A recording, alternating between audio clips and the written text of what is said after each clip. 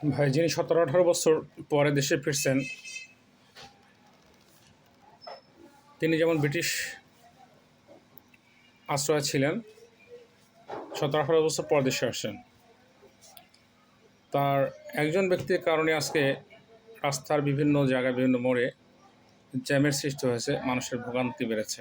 দেশের সাধারণ মানুষ যারা আজকে 17-18 বছর দেশে ছিল, তারাও নিপীড়িত, নির্যাতিত ছিল।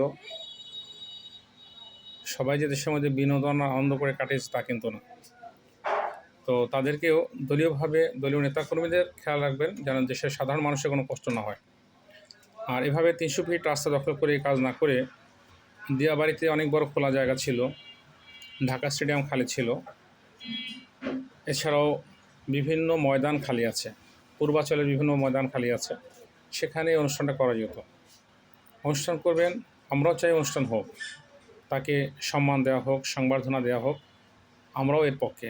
কিন্তু দেশের সাধারণ মানুষ যাতে ভোগান্তি না হয়, কষ্ট না হয়, সেটা তাদের খেয়াল রাখা উচিত ছিল।